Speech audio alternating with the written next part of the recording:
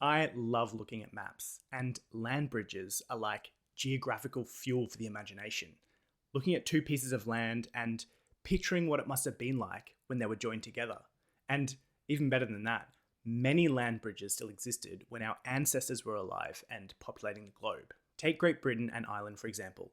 They used to be connected to continental Europe, and in particular, Great Britain used to be connected until around 9,000 years ago. Looking at this map, it's easy to imagine that the Strait of Dover was the sole connection to Europe, this narrowest part of the English Channel where mainland France and England are at their closest. But due to glaciation causing greatly reduced sea levels, actually large swathes of land across what's now the North Sea were exposed, creating a massive land bridge from Britain not just to France, but all the way across to what is now Denmark. This area of land, called Doggerland, would have allowed people and animals to travel on foot from Europe to Britain, and more than that, it would have been home to some people. This land existed for millennia. Generations of people would have hunted and built shelters, lived in communities, and developed culture on this land. And over time, as glaciers melted and as the sea rose, as Doggerland became more and more submerged, these people would have retreated to drier land in Europe or Britain, eventually becoming cut off from one another. This change would have happened slowly over generations, until one day, around 8,000 years ago, it's thought that a tsunami struck the east coast of Britain and decimated what would have been left of Doggerland's now isolated islands. But by that time, the land bridge would have been well and truly submerged anyway, and just the few islands remaining. Hopping over to India and Sri Lanka now, and honestly what I think is probably the most impressive looking land bridge, Rama Setu. It's now just a chain of low-lying islands and shoals, but this land bridge once connected the island of Sri Lanka to India. And it's much more recent than Doggerland. Up until around 1480, just 550 years ago, the land bridge was probably traversable, allowing people to walk the 30 kilometers across the Pork Strait. Unfortunately, one of the storms that the Bay of Bengal is so famous for washed away and submerged much of the connecting land in 1480. And since then, the remaining islands have continued to weather away. But you can clearly see on satellite imagery where the land bridge ran and picture what it must have been like to walk across this skinny strip of land in the middle of the sea.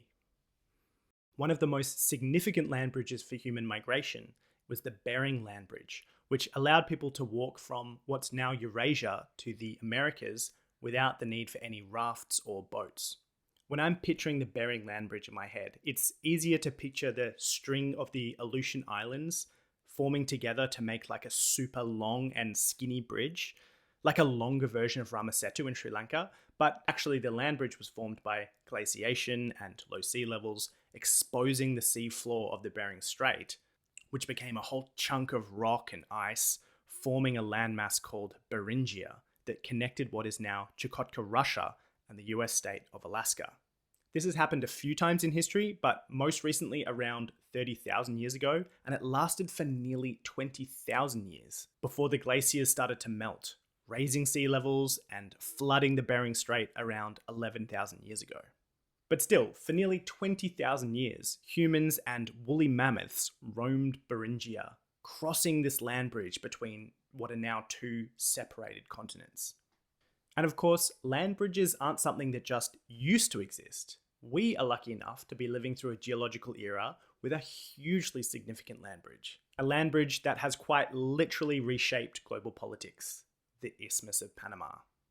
Panama, of course, connects North and South America, and at its formation around 3 million years ago, separated the Atlantic and Pacific Oceans, causing species on either side to undergo divergent evolution.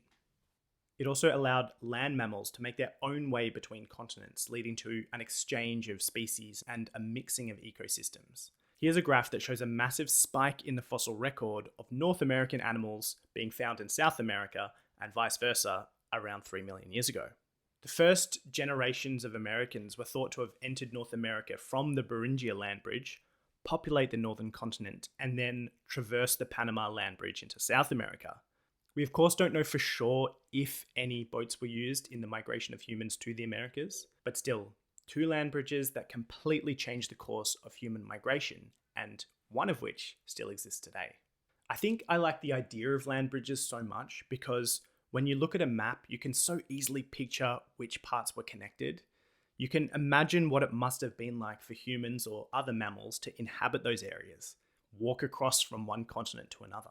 Except it's not make-believe, because land bridges really did, and still do, exist, and are partly responsible for the world that we have today.